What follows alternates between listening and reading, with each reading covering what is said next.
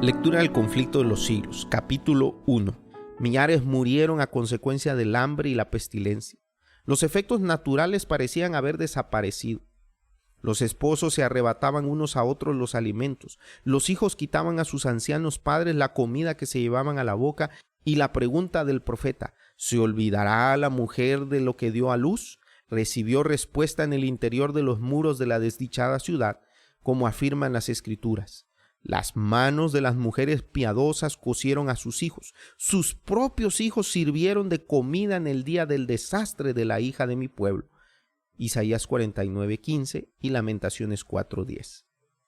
Una vez se cumplía la profecía pronunciada 14 siglos antes y que dice: la más amable y delicada entre vosotros, de tan pura delicadeza y ternura que nunca intentaría sentar sobre la tierra la planta de su pie, mirará con malos ojos al marido de su corazón, a su hijo, a su hija, y por carecer de todo, se ocultará para comer la placenta que sale entre sus pies, y a los hijos que dé a luz, en medio del asedio y de la angustia, a que te reducirá tu enemigo en tus ciudades.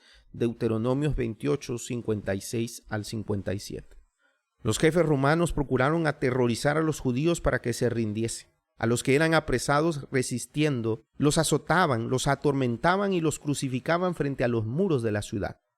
Cientos de ellos eran así ejecutados cada día, y el horrendo proceder continuó hasta que a lo largo del valle de Josafat y en el Calvario se eligieron tantas cruces que apenas dejaban espacio para pasar entre ellas.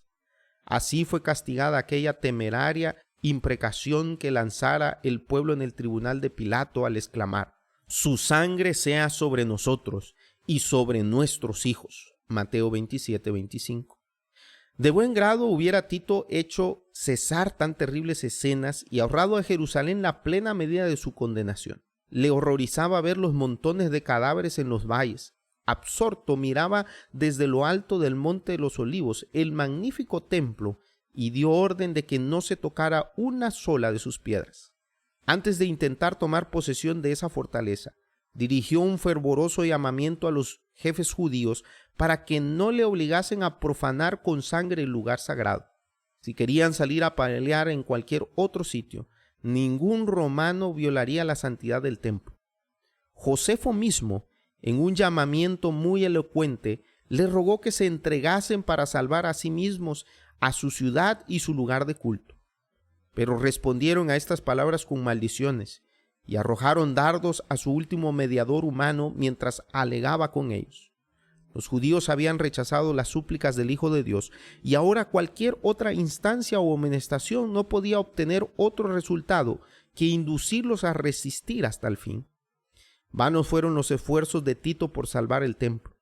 Uno mayor que él había declarado que no quedaría piedra sobre piedra que no fuese derribada. La ciega obstinación de los jefes judíos y los odiosos crímenes perpetrados en el interior de la ciudad sitiada despertaron al desprecio y la indignación de los romanos, y finalmente Tito dispuso tomar el templo por asalto. Resolvió, sin embargo, que si era posible evitaría su destrucción. Pero sus órdenes no fueron obedecidas. A la noche, cuando se había retirado a su tienda a descansar, los judíos salieron del templo y atacaron a los soldados que estaban afuera.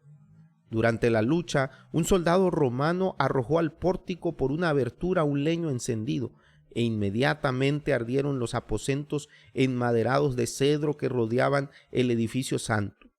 Tito acudió apresuradamente, seguido por sus generales y legionarios, y ordenó a los soldados que apagasen las llamas. Pero sus palabras no fueron escuchadas.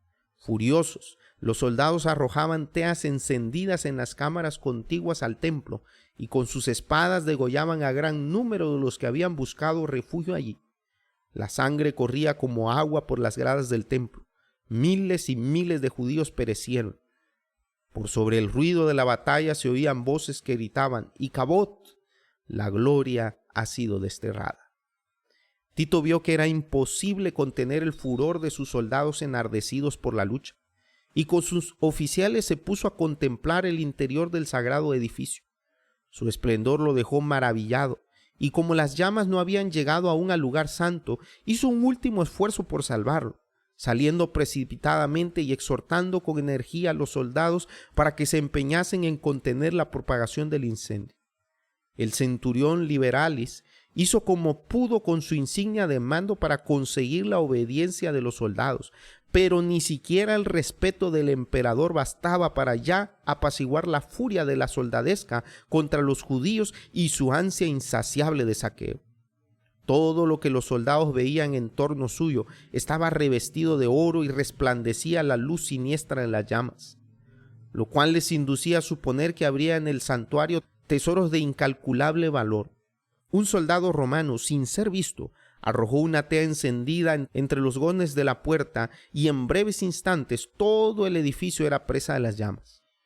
Los oficiales se vieron obligados a retroceder ante el fuego y el humo que los cegaba, y el noble edificio fue abandonado a su suerte.